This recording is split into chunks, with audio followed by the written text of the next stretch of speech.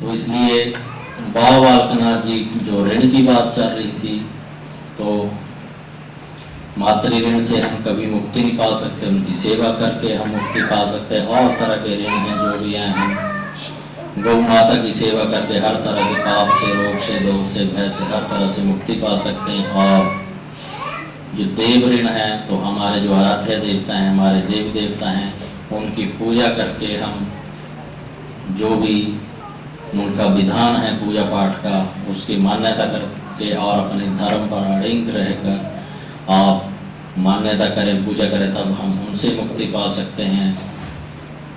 तो बाबा बालकनाथ जी ने ऐसी ही लीला रची और 12 साल तक माता रत्नों की गौएं चराते रहे। और उसके पश्चात जब बाबा जी ने देखा कि अब 12 घड़ी का ऋण जो है वो 12 साल सेवा करने के पश्चात जो पूरा हो सके, तो बाबा जी ने लीला रखी। क्योंकि माता रत्नों जी बाबा जी को रोटी और लस्सी लेकर आते थे, तो बाबा जी 7 लाई में जो अब भी बाबा जी की तपस्या स्थली है, वहाँ पर एक तीर्थ स्थान बना हुआ है। चैत्र मास मेले में असंख्य लाखों की तादाद में भक्तजन आते हैं और बाबा जी की तपोस्थली में नतमस्तक होकर बाबा जी का शीश नवाते हैं, और जो भी मुरादें होती हैं, मांगी होती हैं, वो पूर्ण होती हैं, तो वहाँ जाते हैं। तो बाबा बालकनाथ जी ने लीला रची की जब 12 साल पूरे हो गए और ऋण से मुक्त हो गए, कि बाबा जी कुछ खाते पीते नहीं थे, पौणाहारी हैं, पवन ही उनका आहार है। तो माता रत्नों जो रोटी और लस्सी देते थे, बाबा बालकनाथ जी उसको खाते नहीं थे। और बाबा जी ने फिर लीला रची कि जितने भी गौएं हैं, उन्होंने गांव वालों के सभी खेत चरा लिए हैं, खा लिए हैं, सब खेत उजाड़ दिए हैं। तो गांव वाले इकट्ठे होकर माता रत्नों के पास आते हैं और उनको कहते हैं कि आपने कैसा बाल कर रखा हुआ है सेवा के लिए। वो वहाँ पर धुआं लगा के बैठा रहता है, ना तो गौओं को देखता है, ना हमारी जो जितनी फसलें हैं वो तबाह हो गई हैं, खा ली हैं, और अब आगे हमारे खाने के लिए कुछ नहीं बचा है। अगर हमें आगे जब फसलें कटनी थी और उसके बाद जो हमारा भोजन, अब कुछ भी नहीं बचा है। इसलिए उन्होंने माता को बहकाया और माता गुस्से में आकर बाबा जी के पास जाती है और बाबा जी को कहती है कि आप यहाँ बैठ रहे थे गुस्से में। और उन्होंने उलाहना दिया बाबा जी की, मैंने आपको 12 साल तक लस्सी और रोटी खिलाती रही, उसके बदले में हमें आपने ये सिला दिया कि गांव वाले हमें उल्टा सीधा कह रहे हैं और बहका रहे हैं। तो बाबा जी ने माता को आश्वासन कि ऐसा कुछ नहीं, लेकिन गुस्से में है क्यों, ये बाबा जी की लीला थी। तो उन्होंने कहा कि मैंने आपको 12 साल तक लस्सी और रोटी खिलाई और उसके बदले में आपके ये सिला दिया। तो बाबा जी ने कहा कि वहाँ पर चिमटा मारकर दिखाया कि माता ये रही आपकी 12 साल की लस्सी और रोटी, और जो हमारा पिछले जन्म का कुछ हिसाब किताब था 12 घड़ी का, अब हम उस ऋण से मुक्त हुए हैं। 12 साल आपकी सेवा की, तो हम कुछ खाते पीते नहीं हैं, पौना आहारी हैं, पवन आहार है, और ये पिछले जन्म का हिसाब किताब है और बराबर हम ऋण से मुक्त हुए हैं। तो बाबा जी ने यह लीला रची और तत्पश्चात फिर सभी को कहा कि आपकी जो फसलें हैं बहुत अच्छी हैं, ऐसा लोगों ने नहीं चराई है। जब सभी गांव वाले देखते हैं वहाँ खेतों में जाकर, तो सभी फसलें हरी भरी होती हैं और पहले से भी और ज़्यादा बहुत अच्छी हुई होती हैं। फिर आके वो लोग सभी क्षमा मांगते, तो बाबा जी उनको अपना असली रूप, देव रूप दिखाते हैं कि आप लोग जो, क्योंकि जब बाबा बालकनाथ जी वहाँ तपस्या कर रहे थे, 12 साल की उम्र में है, तो उनका रूप वैसे था और हमेशा बाल रूप ही रहे। तो तत्पश्चात फिर बाबा बालकनाथ जी के साथ गुरु गोरखनाथ जी का भी संवाद आता है। वो वहाँ पर आते हैं और बाबा जी को अपना शिष्य बनाना चाहते हैं, तो विभिन्न तरह की परीक्षा लेते हैं। क्योंकि नाथों में जो है गोरखनाथ जी सबसे उच्च कोटि के विद्वान थे, और वो बाबा बालकनाथ जी की महिमा सुनकर वहाँ पर आते हैं अपने शिष्यों के साथ। राजा भर्तृहरि जी भी उनके साथ होते हैं, तो बाबा जी की परीक्षा लेते हैं, कई तरह से उसमें हारते हैं और अंत में बाबा बालकनाथ जी को जबरदस्ती अपना शिष्य बनाना चाहते हैं, क्योंकि बाबा बालकनाथ जी ऐसी देव शक्ति थी। क्योंकि अगर हमारे जैसा कि कई बार ऐसा होता है कि अगर पिता को एक बालक के नाम से जाना, अगर हमारे औलाद अच्छी है, हमारे बच्चे अच्छे हैं, तो लोग पूछते हैं कि ये उनका बेटा है। और इसी तरह केवल शिष्य, जो गुरु को भी शिष्य के नाम, अगर योग्य शिष्य है, अगर विद्वान शिष्य हैं, तो जानते हैं आप किसके शिष्य हैं, आप किसके। तो इसीलिए गोरखनाथ जी बाबा बालकनाथ जी को अपना शिष्य बनाना चाहते थे, क्योंकि वो हर तरह की सिद्धियों से संपूर्ण थे।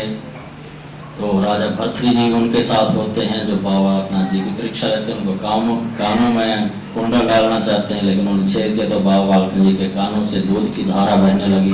तब भी वो अचंभित हो गए। लेकिन उसके बाद और परीक्षाएं हुई, उसमें भी गोरखनाथ जी ने हार मानी। उनसे आग्रह के बाबा जी जगह कि आप हमारे शिष्यों को भोजन कराएं। तो बाबा बालकनाथ जी ने कहा कि हमारे पास भोजन की व्यवस्था नहीं, लेकिन आपको दूध पिलाते हैं। तो गाय के नीचे अपना करमंडल किया बाबा जी ने। उसमें जो एक संत साधु सन्यासी उनके पास जो करमंडल होता है उसको नीचे किया, तो वो दूध से भर जाता है। उसको ही बाबा जी ने समस्त उनके, बताया जाता है लगभग 300 शिष्य थे, उनको एक करमंडल से ही सबकी संतुष्टि होगी।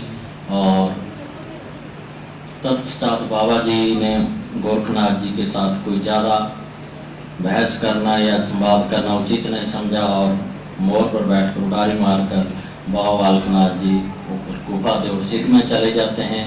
क्योंकि गोरखनाथ जी बुजुर्ग थे और गुरुतुल्य थे, उनका सम्मान करते हुए बाबा जी ने वहाँ से प्रस्थान किया। और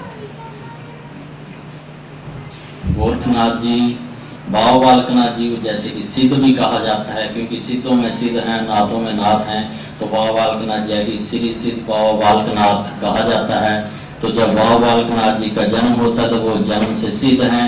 और जब गुरु गोरखनाथ जी को, जो कि नाथ संप्रदाय के सबसे बड़े पीठाधीश हैं और सबसे प्रमुख थे, उनको हराया, इसलिए नाथों में नाथ हो। इसलिए बाबा बालकनाथ जी श्री सिद्ध बाबा बालकनाथ, नाथों में नाथ हो गए, सिद्धों में सिद्ध हैं।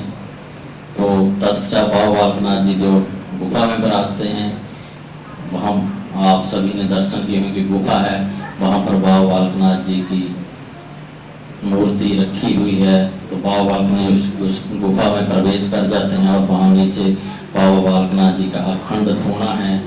तो बाबा बालकनाथ जी की विभूति मात्र से ही हर तरह के, कई तरह के रोग दूर हो जाते हैं, कई तरह के भय दूर हो जाते हैं, उनको यूज करने मात्र से ही। तो जैसा कि चैत्र मास में बाबा बालकनाथ जी का मेला लगता है, शंकर भोलेनाथ जी का जैसा कि श्रावण मास होता है उसमें पूजा की जाती है पूरे विधि विधान से, ऐसे ही बाबा बालकनाथ जी का चैत्र मास में पूजा का विधान है। जैसे कि हमारे इसमें देवी देवताएं, देवियाँ हैं, नवरात्रों में देवी पूजा की जाती है, उसी तरह बाबा बालकनाथ जी का चैत्र मास में पूजा का विधि विधान है। क्योंकि इस पूरे मास में अगर आप एक मास बाबा बालकनाथ जी की पूजा करते हैं अखंड विश्वास और पवित्रता के साथ, तो 1 साल का फल उसमें हमें प्राप्त होता है। तो बाबा बालकनाथ जी एक ऐसी शक्ति हैं, क्योंकि जिन माताओं की औलाद नहीं होती है उन माताओं को औलाद सुख प्रदान करते हैं। और जैसा कि सबसे ज़्यादा हमारे बाबा जी को माना ही इसलिए जाता है क्योंकि वो पुत्र रत्न देने वाले हैं। और समस्त देवी तो हमारे वहाँ मान्यता है, जो भी माताएं जी, कई माताओं के 10-10, 20-20 साल 25 तक औलाद नहीं होते, उनको भी वहाँ से औलाद सुख प्रदान हुआ है। क्योंकि इंसान ऐसे मानता नहीं है किसी भी देवी देवता को, किसी भी पीर को, कि पहले अपना बख्शा कि हाँ हमारी ये मनोकामना पूर्ण होनी चाहिए, पहले अपनी बात रखे, अगर पूर्ण होती है तब मानता है। तो आप देखते हैं कि वहाँ असंख्य लाखों की संख्या में भक्तजन आते हैं। तो वो इसीलिए आते हैं क्योंकि उनकी हर मनोकामनाएं वहाँ से पूर्ण होती है, उनको हर सुख सुविधा वहाँ से मिलती है, हर उनका कष्ट वहाँ से दूर होता है, तभी वो आ रहे हैं। मान रहे कभी एक बार मांगा होगा तो पूर्ण हुआ, ऐसे ही आगे आगे चलते हैं। और बाबा बालकनाथ जी को कलयुग में वरदान है कि आप कलयुग में आपकी घर घर में जोत चलेगी। और आप सभी देख रहे हैं हमारे भारत में हर जगह बाबा बालकनाथ जी की मान्यता। और ये आप विदेशों में बैठे हैं, यहाँ पर बैठे हैं, यहाँ भी उनका गुणगान कर रहे हैं, उनकी मान्यता कर रहे हैं। लगभग हर देश में बाबा जी की मान्यता हो रही है। तो अगर आपका भी कोई किसी तरह का परेशानी, किसी तरह का भी कुछ है तो बाबा जी के आगे प्रार्थना करें, वो हर आपकी मनोकामना पूर्ण करेंगे। ये हमारा अखंड विश्वास है। और आप सभी अखंड विश्वास के साथ बाबा बालकनाथ जी के चरणों में लगे, उनकी पूजा आराधना करें। यही हमारी आप सभी से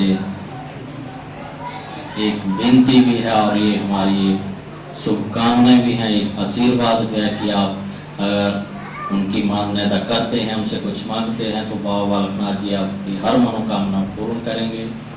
और ज़्यादा ना कहते हुए यहाँ उपस्थित सभी भक्तजनों को और मंदिर कमेटी मेंबर, सभी भक्तजन सेवादारों को हमारी तरफ से के उज्जवल भविष्य की बहुत बहुत शुभकामनाएं, मंगल कामनाएं और बहुत बहुत आशीर्वाद कि बाबा बालकनाथ जी आपकी जो भी आपकी मनोकामना है, जो भी आपके कष्ट हैं, रोग दोष भय किसी भी तरह की परेशानी है, हमारी बाबा बालकनाथ जी के चरणों में विनती है कि आप सभी भक्तजनों की हर मनोकामना पूर्ण करें, उनको हर कष्टों से दूर रखें, हर समय अंग संग्रह कर उनकी रक्षा करें। विदेशों में हैं आपके बच्चे और उनका हमेशा सिर पर हाथ रखकर उनकी रक्षा करें। और इसी के साथ आप सभी भक्तजनों हमारी तरफ से जय बाबा बालकनाथ जी महाराज की है, जय बाबा जी। और हमारे बीच में जैसा कि हम ऑस्ट्रिया में आए थे तो वहाँ के जो प्रमुख सेवादार हैं, वहाँ पर बाबा बालकनाथ जी का मंदिर है, क्योंकि उन्होंने ही हमें यहाँ यूरोप में बुलाया। पहले भी जब आए थे तब भी उनके पास आए थे, उन्होंने बुलाया तो वहाँ पर सेवा करते। और आज हंस जी आपके बीच में बैठे हैं, तो अगर आप सभी कहीं कभी उधर जाएं तो वहाँ पर भी बाबा जी का मंदिर है, वहाँ सेवा होती है, तो आप वहाँ पर भी दर्शन कर सकते हैं। और आप सभी भारत में देवसिद्ध बाबा बालकनाथ सिद्ध पीठ पर आए, इसके लिए हमारी तरफ से आपका स्वागत है। आप सभी आए और बाबा जी के चरणों में लगे। बोलिए श्री श्री बाबा बालकनाथ जी महाराज की जय। सभी को जय बाबा बालकनाथ जी की जय। बाबा जी है शुभ सेवा।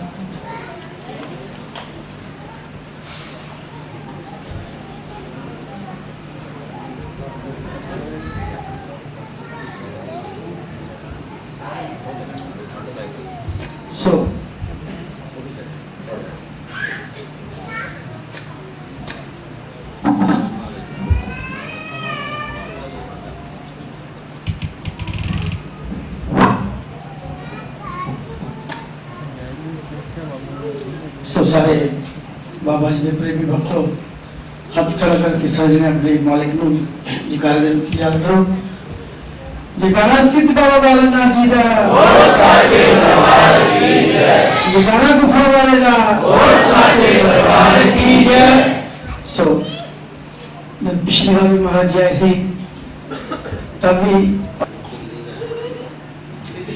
दिल्ली वाले और साढ़े नाम में कॉन्टेक्ट हुआ ऐसे एक बार जकार्ता करने वास्ते, ऑस्ट्रेलिया जाने वास्ते इस मंदिर में याद किया सी, लेकिन हालात कुछ ऐसे प्रबंधक उथों के जो भी सेवादार बड़े हैं उन्होंने दर्शन मिले समय आप जी का मंदिर कमेटी और सारी समूह संगत जो दरबार में जैसे विराजमान है, आप जी का बहुत बहुत ही धन्यवाद। केवल शब्द जी करिए क्योंकि साढ़े पास कुछ है और दूसरी साइड तो बहुत उच्च सो फिर भी आप जी का बहुत बहुत स्वागत है और बहुत बहुत धन्यवाद है दरबार में पहुंचे थे।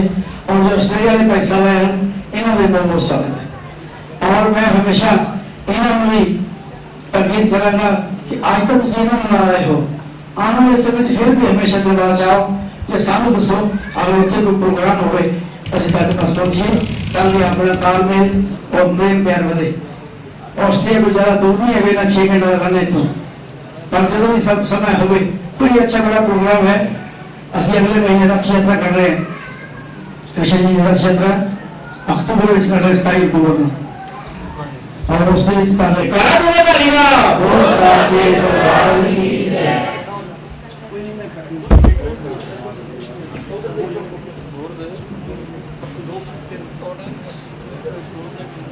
सत्संग के बाद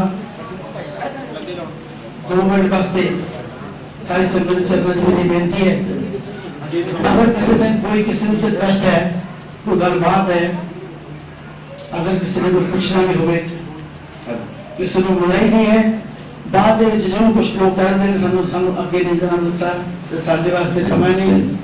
सो मैं महाराज के चरणों में बेनती करांगा कि अगर कोई भी संगत के विचों आंदा है तो जरूर टाइम दे, क्योंकि ये तो कीमती समय है जिन्हें बता परसों से ले सके ना सकते।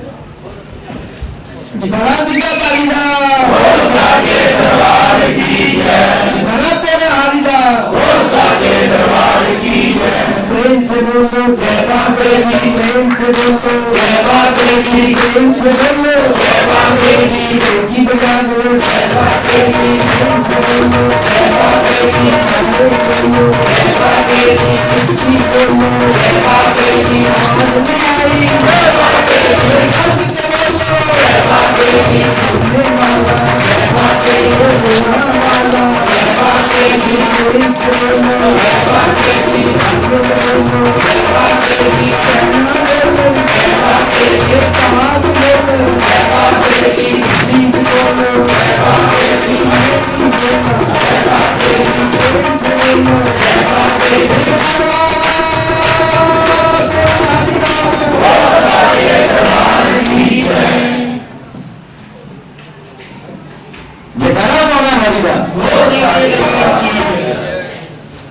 ਅਸੀਂ ਬਹੁਤ ਭਾਗਾ ਵਾਲੇ ਆ ਕਿ ਅੱਜ ਰੂਬਰੂ ਦਰਸ਼ਨ ਹੋ ਰਹੇ ਹਨ। साचे दरबार की जय। सो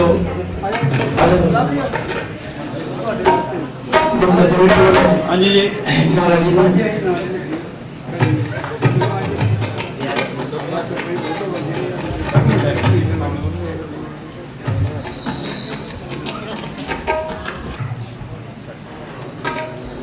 जगरा तेरे हारीदा बोल साचे दरबार की जय, जगरा वाली मिठिया मुरादा बोल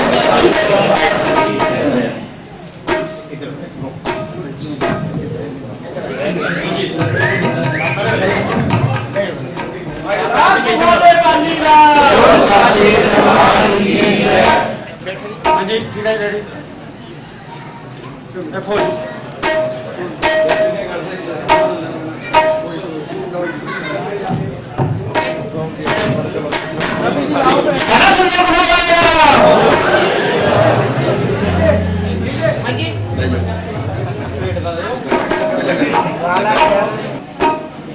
ਤੁਹਾਡੀ ਦੀ ਮਹਿਮਾ ਵਿੱਚ ਤੁਹਾਡੇ ਸਾਹਮਣੇ ਭੇਟ ਪੇਸ਼ ਕਰ ਰਹੇ ਹਾਂ।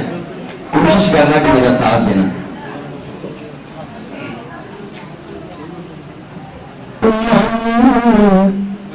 ਲੋਚਦਾ ਜੋਗੀ ਜੀ ਅੱਜ ਮੇਰਾ